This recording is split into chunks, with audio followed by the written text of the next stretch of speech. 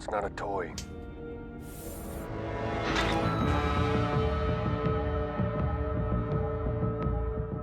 So, like 10 minutes ago, I finished the last episode of The Mandalorian, Yep. and it was good. Good. It was really good. Yeah. Yeah. So obviously it's been out for quite a while in the US, and it's only just finished now in the UK. You watched it alongside the US version, right? That I did. So how long ago was that? November, December. So Okay, so you've had a lot of time to reflect on this before this conversation. I am coming in very much fresh. yes. So a lot of the humor in The Mandalorian derived from the fact that it was very much physical humor, like between the Mandalorian and the child. That's true, and the child does, I guess, kind of serve a comedic role Yeah. a decent amount of the time. Yeah. And a lot of that's down to the type of characters they are. There isn't much dialogue shared between the two of them. It's only when there's another character involved does the Mandalorian actually sort of speak to the child more. Other than that, he's just sort of silently dealing with him and just like physical frustrations, like the scene where he's confiscated the ball off him, like the bit in the cockpit of the ship, things like that. And that's really sort of a testament to the writing that these two very non-verbal characters can carry it. That these two characters can sort of carry that scene and add comedic value to it in a way it's not jarring. It's still in keeping with the tone that this frustrated, rugged bounty hunter is trying to cope with this tiny green gremlin that's trying to dick about all the time. Yeah, and if we take that away from comedy just for a second, they, like, the two main characters of this is a puppet and a guy who doesn't show his face at all, so there are zero facial expressions. Yeah. And yet they still manage to communicate without talking very much, and you get the tone and the energy and everything that you would normally get from, like, I guess, two real human actors. Pedro Pascal did a really good job. So obviously you only see his face once throughout the entire show. Yeah. You see like him as flashbacks, but that's completely different. Yeah, him as a child isn't overly helpful when it's obviously a big ass grown man. Yeah. But when it comes to like his narratives and things, he does so much and conveys so much just with his body language and just with his voice that it works phenomenal. It does. Like, you don't, like, it took me a few episodes to even realize that, oh my god, I haven't seen this guy's face, and yet I know as much about him, and I care about him as much as any other main character, but I haven't seen his face. I don't know what this guy looks like. Yeah. Which is almost the exact opposite of, I guess, what they were going for with, like, the Darth Vader thing, where it was like, you don't get to see this guy's face because he's the big evil guy and we need you to be scared of him. And then you see him at the end and it kind of humanizes him and whatever, and we already got him humanized with the Mandalorian without ever seeing him. And then when you did see him, it was like, oh, that's what it looks like. That's the guy that I care about.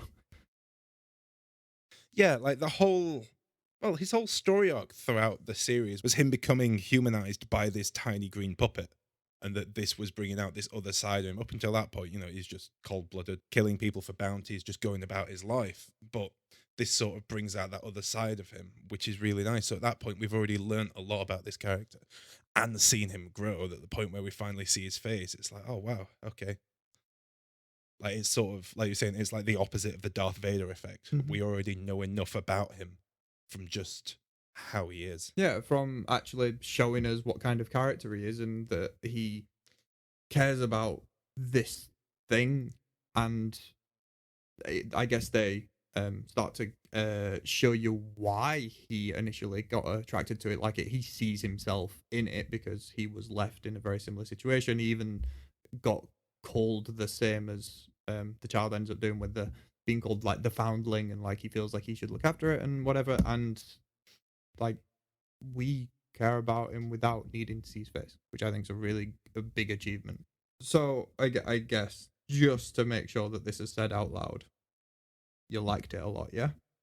Yeah, I like the series. I felt like I've a couple of minor grievances with it, but as a whole, I did enjoy it. Oh, good. Me too. Like, one of my minor grievances with it was that I thought that Moff Gideon was played by Giancarlo Esposito, thingy from Breaking Bad. Gustavo Fring, yes. Yeah. Was that I felt his sudden appearance was a bit jarring. Like, obviously, there's moving pieces behind the scene, as with most stories. but I felt like they could have foreshadowed an external involvement earlier on in the story. Like in the penultimate episode, there's a scene where the client says, "Oh, excuse me, I've just got to take this phone call," and he walks over and he starts talking to Moff Gideon on the little hologram thing just before the big attack on the planet happens.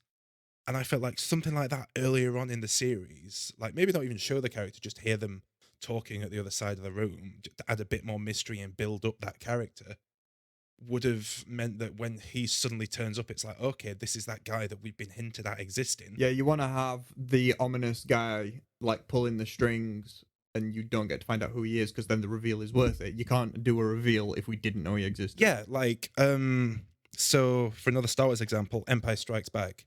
The first time you see the Emperor is in Empire Strikes Back, and even then all you see is him on a hologram, hooded up. You can't clearly see his face, although that depends which version of the film you watch and which one George Lucas got his mitts on. And all you see is Darth Vader suddenly talking to this big bad, and actually, okay, this guy that was whooping ass last film now has an even bigger guy to answer to. And just that could have added a bit more scale to the story. And for me, that was like the biggest thing, that when it came to the finale, it was like, okay, these guys all know who this person is. Maybe if his existence was just hinted at a bit before this, that would have been a really cool reveal. Because it was a really great sequence when, he lands out and he just walks out and he's flanked by all these stormtroopers. And that was such an impressive visual. Just this one dude stood there in the middle. And he's a really good actor. Like all the lines that he delivered, Oh, yeah. like you felt like he had the control there because of the kind of character that he is, which is again why he worked so well as Gustavo Fring. I didn't realize that I thought this, but when he turned up, I instantly went, "Oh, so he's going to be the bad guy for season 2." Like I didn't know that that's what I'd thought until it ended, and obviously there's that final scene with like the big. I guess it's more of a sword, like an actual laser sword, as opposed to like the lightsaber. But either way, when that happens, I went like, all right, yeah, so he is the bad guy for season 2. I shouldn't have, the episode before that, thought that's the bad guy for season 2. I should have thought that at the end, but I'd already thought that because it's like, oh, this guy has just been introduced now, so he's not gonna, like, nothing's gonna end next episode with him, because that doesn't make sense. Like, he's just been introduced, and it's this massive actor who's very, very good, so he's gonna have a major role. Yeah, like obviously it's setting things up bigger picture wise, because there is more to the narrative than just within season 1. Season 1 wrapped up its own arcs, and obviously it set things up for moving forward. And while I understand that, it just would have been nice to have this character like drip fed in a little bit. Yeah, it would have been a lot nicer. I mean, I don't dislike what they did do. Like one scene, as you said, one scene just added in, just somewhere in the middle, would have just done so much to build that. Yeah, so I've spoke about my view, so let's talk about how you feel about The Mandalorian now. So, how did you feel about it? Oh, it's very kind of you to include me. So I really liked it. I think it started out incredibly well. Like the first 3 episodes, I think, were really good. Like it pulls you in really nicely and whatever. And I think the last 3 episodes were really, really good. Like it's building towards the climax. You know where it's heading. And then there's 2 episodes in the middle where it decides it's like a kind of sitcom style. Everything by the next episode is as it was at the beginning of the previous episode thing. So here's why I think they did it. So Star Wars is, almost every single Star Wars film is like an adventure film. So they're constantly going to new places, discovering new people, and it's to do an overarching kind of thing where they need to do all these things to actually succeed. So adventure films do that. They constantly go to different places to gradually pick things up. Adventure series do that on a per episode basis. They tell one little story and then leave it and then tell the next one, and it's just kind of like that sitcom style of resetting every single episode. And I feel like they were like, well, we kind of need a bit of that, so we'll start out really strong and have this really cool like opening to the story, and then we'll have some adventures, and then we'll finish it. And I don't feel like they needed the adventures in the middle. I don't feel like they needed to go to that planet and save. It felt those really farmers. jarring. And I don't particularly think it needed. I get it was building a little bit of backstory, but they didn't need the jailbreak episode either. Yeah. Like they felt like the other idea for a Mandalorian series where it's just that every single episode. But then Yeah. they also made we're going to make a narrative driven, like the stakes are high kind of thing. And then they just put 2 of the episodes in the other thing. And it felt weird. Yeah, it felt like filler episodes in the middle of a series. Not that they were bad, but it's the fact that all of the other episodes had overarching stories. Like there was one thing that happened over the space of 3 episodes, and then suddenly we've got 2 singular episodes that are very self-contained. As you say, they're very wrapped up by the end of it. It's all back to normal in the sitcom style. And it felt jarring to come from, oh, stakes are pretty high, this might not get resolved, to, oh, all right, it's back to normal then. Okay, just gonna toodle off. Like I enjoyed the episodes. I just felt like they could have, like, I didn't mind the stories. They introduced characters that were brought back and were very relevant, but I felt they could have done it better. Yeah, Like even if they'd have stretched it out a bit more. to be fair, they shouldn't have done those 2 like that. If as you just said, like, yeah, they introduced some characters, they built a bit of backstory. They shouldn't have gone, okay, we need to introduce some characters and we need to do a bit of backstory. Let's do 2 adventure episodes. That shouldn't have been the conclusion that they came to. Yeah. But they did, and it's fine that as standalone episodes they are fine. But in the overarching thing, it's like they don't matter. Like if we were going to discuss the story of season 1, we wouldn't mention those episodes at all because they aren't relevant. No. They aren't part of it, and yet they are. Yeah, that's it. Like other than the introductions of like Cara June, and I don't think anyone overly important is introduced in the jailbreak episode, are they? Doesn't do any of them survive by the end of that episode? Because maybe they'll come in just at another point. Maybe. I think that might have been setting up for season 2. Maybe. So doesn't there's 2 of them left. There's the guy who he has history with and the guy who he has history with, who was the reason why he was in jail, which is why there's that entire like backstab. Aren't they both on the ship that then gets attacked when he activates the beacon? Yeah.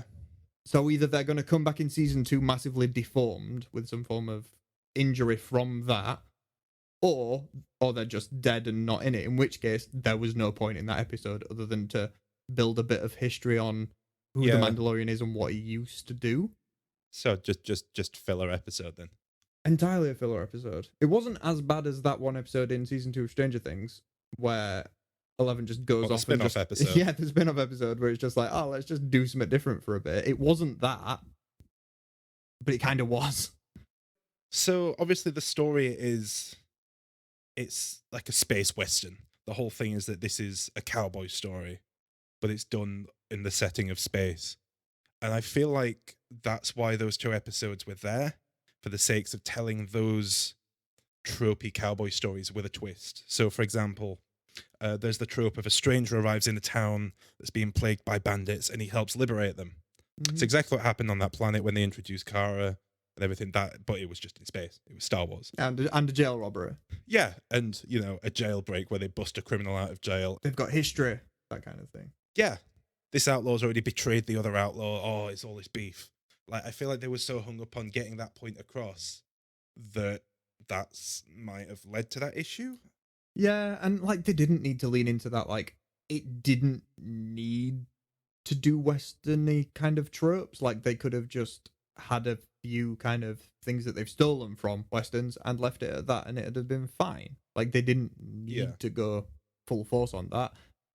Speaking of westerns, now that we're here, and I know because I distinctly remember you mentioning it at some point, you said that you really, really liked the very first scene of episode 1 because that's a western thing too. Yes. So the very first scene like sold me on the entire show. So just the way that it opens and like they're in a saloon, the doors open and there's just a strange figure that walks in. There's a big bar fight and then he whoops ass and walks back out. But I liked that it said a lot about what to expect from the show in such a brief amount of time. The fact that he cut a guy in half with a fucking door sort of was like, okay, yeah, this is going to be a bit more intense than a traditional Star Wars. Yeah, it was them kind of saying, we're taking this a bit more serious. Yeah, and for me, I was just like, like it was that therapeutic essence of like, okay, they have confidence to know what to show, what not to show. They know what they're doing here. and evidently they did. They lived up to it. Yeah, like episode 4 originally had like a guy with his arm getting cut off and blood everywhere, and then I think that's the only real time there's blood in Star Wars. You say that Finn has blood on his helmet during the first scenes Oh of yeah, he does, doesn't he? episode 7. Which which I'm surprised because that's a Disney movie. Yeah, but you never see any of it come out of anybody. It's just on his hand, and then he wipes it on a helmet. How convenient. Yeah, so it's not actually someone bleeding, which is probably where they get away with it. What The Mandalorian does a lot is it has the right amount of fan service. Yeah. For me. Yeah. There's just the right amount of Easter eggs that are littered throughout. There's an article that I was reading that up until this point, toilets had never been addressed in the Star Wars universe.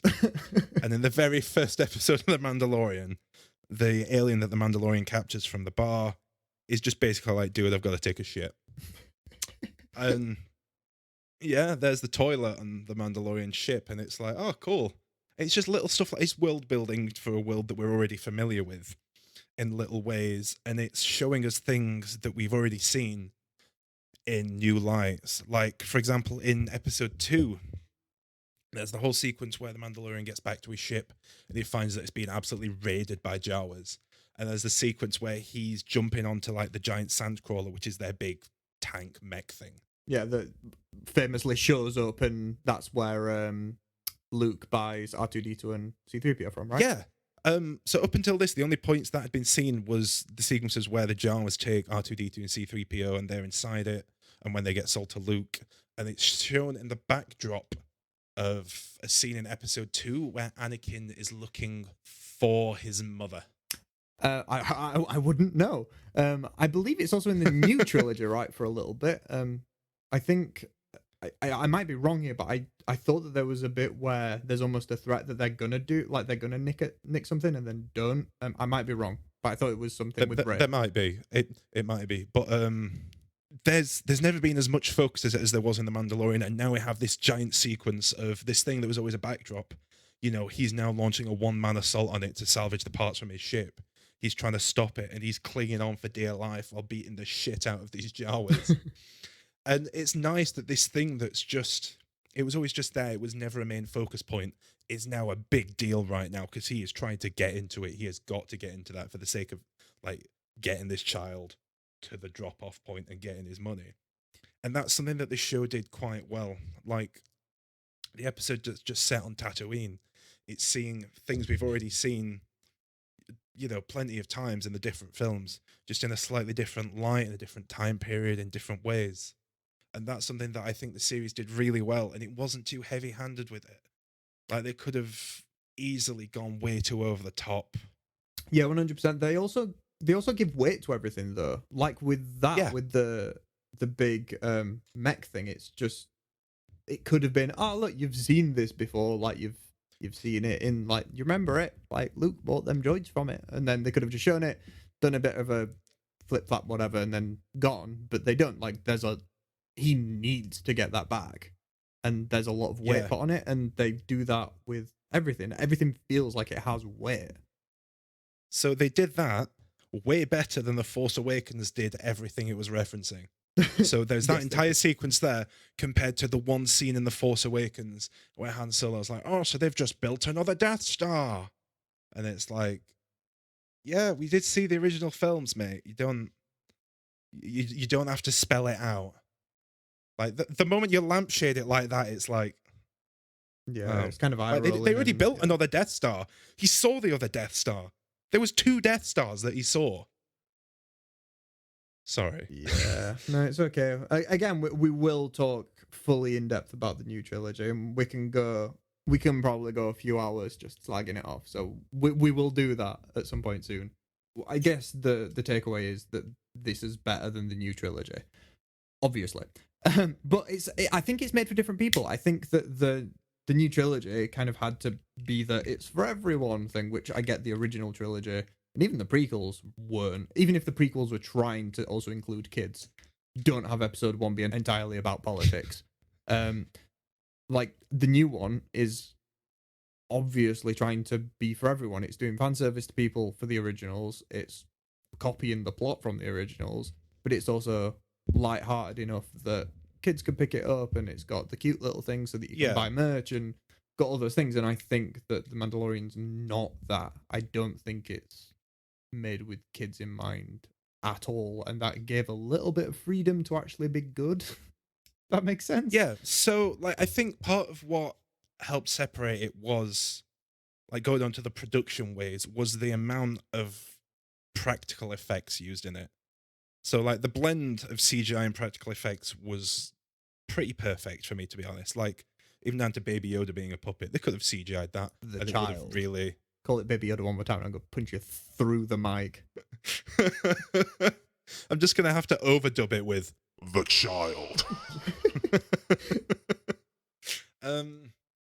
So yeah, the fact that they could have done the child as CGI and it wouldn't have had that cuteness to it, I think. Like even down to IG-11, the assassin slash nurse droid, that was there was a robot built for that. They built it. They had a dude operating it, moving the arms about, and that It's the kind of thing that holds up a little better and gives the vibe of the Yeah. originals, because the originals did that. And yes, like you don't, Yeah, that's what it was you bringing me don't on to. Need to CGI metal, because we know what metal looks like, and if it's real metal, like that's going to hold up in 20 years time, because metal will still look like that.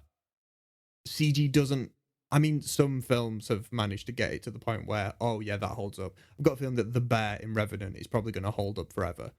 But if you just use practical effects, you don't need to worry about that. It will hold up forever.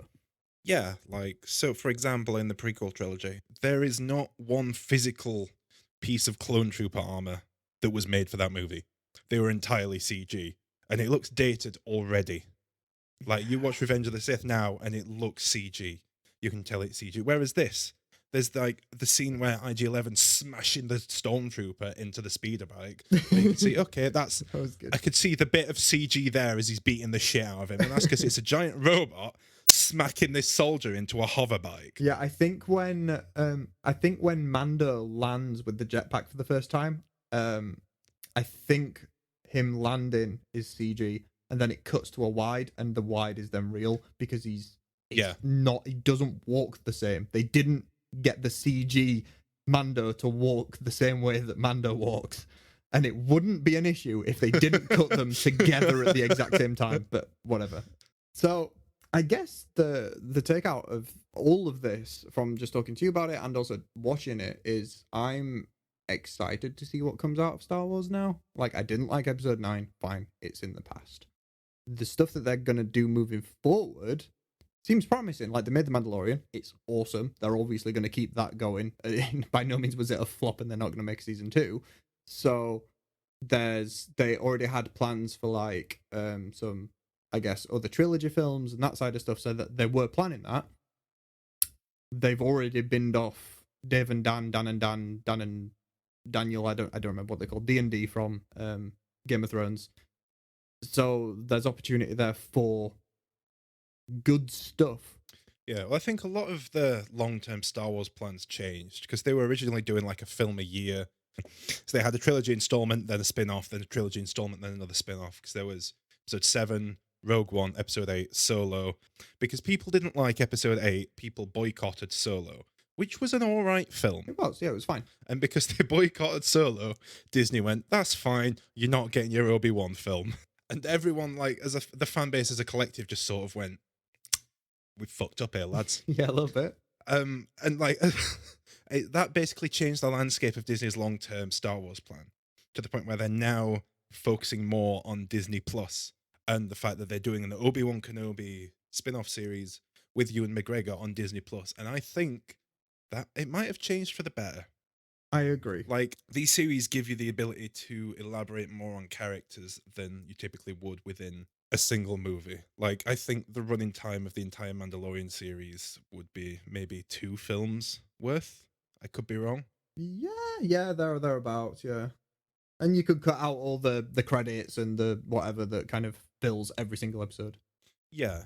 That amount of development in a series isn't comparable with a movie. I think especially with like an Obi-Wan spin-off story, a series would probably be better because you would get more substance. Yeah, especially since they've now kind of tested the water with that and it's gone really well. They've tested new technology. They've given Jon Favreau, who hasn't touched Star Wars ever, an entire series. All of it has gone so well that, like, there's no reason for him to not just go, oh, this works, let's do that. Yeah. Whereas obviously they did the new trilogy and it was like, oh, that didn't work very well. Let's I guess they kind of have to keep doing that, but at the same time, like, they could not. They could just not do a big budget episode number film for Star Wars for a decade, for 2 decades, and just do this kind of cool stuff because everybody prefers it. I believe. So like, I do. Because of the impact that this series had, I think that Disney are now like, right, okay, yeah, we're holding off films. We're focusing just on short form media now, doing the series rather than movies, for at least for the short term. They've talked a bit about movies way down the line and about entirely new trilogies. There was talk of Rian Johnson getting his own trilogy before The Last Jedi came out. Not much said afterwards. Probably not afterwards. Yeah. Yeah, I genuinely think that them, like, obviously they've launched Disney Plus now, and they obviously want it to be a success. So them focusing stuff going on to Disney Plus makes total sense. I'm fine with that, especially because they made this, and this was better than episode 7, 8, and 9 put together. And if that means that they're just gonna keep doing stuff like that for Disney Plus, cool, fine. I am totally down with that. So if this was a film, I'd ask you to rate it, but I'm not gonna. Because I don't think it's right with series. I don't think it works as well. But I don't want to go out of this not rating it, so I'm just going to say, yeah, it was like 12 out of 10. It was really good. Completely breaks my system. It was really cool. I really enjoyed it, and it makes me more excited for Star Wars than the new trilogy did. So that's off to you, Jon Favreau. But I always trusted you, John. Yeah, for me, like the fact that this sort of, it amazed me how well it captured the essence of the original films. And I think the fact that it was done by fans, done by people who appreciated the original films. I'm not saying that J.J. Abrams isn't a fan. I'm not saying that all the people that worked on the other films weren't fans of the series. I just mean that this was done in a way that this was for the fans. This wasn't done to make money. Yeah, that sounds like the same thing, but it's not. No. Like, this was done for entertainment. This wasn't done to shit cash out onto Mickey Mouse's desk. Yeah, this was done to make a really bitchin' Star Wars product rather than make a Star Wars product that's going to sell lots, which sometimes is the same thing. But with the new trilogy and The Mandalorian, definitely not the same thing. Like, down to the fact they didn't use the child in any of the promotional materials. Until episode 1 aired, no one knew about the child being in the series or existing at all. And it's little things like that. Like, they could have done that. They could have marketed the hell out of it. Like, even the fact that they didn't do that meant that Disney didn't launch merch until now. And the amount of money that they could have made then is baffling, because the hype of fucking Baby Yoda being adorable as shit. Meme culture got it instead. Yeah, like, it broke pop culture in a way I've never seen before. And the fact that he had the ability to do that and to create this project, and he could have lent into the skid. He could have done, like, you know, the Ewoks, shit like that, the Porgs. He could have gone overboard with it, but he didn't. He kept it focused on the story. It was entertaining. It was good. It had meaning. It had good action. It had good characters. It had good cinematography. It had the right amount of Star Wars throwback and nods to older things while bringing in some stuff from deep lore that, like, we haven't seen in Star Wars ever on this kind of scale. Like, it kind of seems like the stuff that's kind of embedded deep in the lore stays there. Yeah. That's now changed. We're now bringing stuff around. There's big actors in this doing mint stuff. There's guest directors. It just kind of ticked all the boxes. And, like, as we've said, like, there has been flaws, like with the pacing, things like that, but I don't think there is a series 1 of a TV show that doesn't have teething problems. Yeah, I as much as it's sort of my only complaint, I'm not that bothered. I don't think it's mint. I just sort of wish those 2 episodes weren't there. Yeah. Yeah, and even they are there, it's still entertaining. They were still fun to watch. They weren't necessarily a drag. Yeah. No, it was good. And I think that's the important takeaway from that. It wasn't a drag. The end. Thank you. Good night. Put that on the posters. So yeah, I loved The Mandalorian. I enjoyed season 1 both times I watched it, and I'm painfully excited for season 2, which hopefully will be out in October. Yes, I am with you in every word that you just said, and I hope to be a massive nerd like you by then. That was The Mandalorian.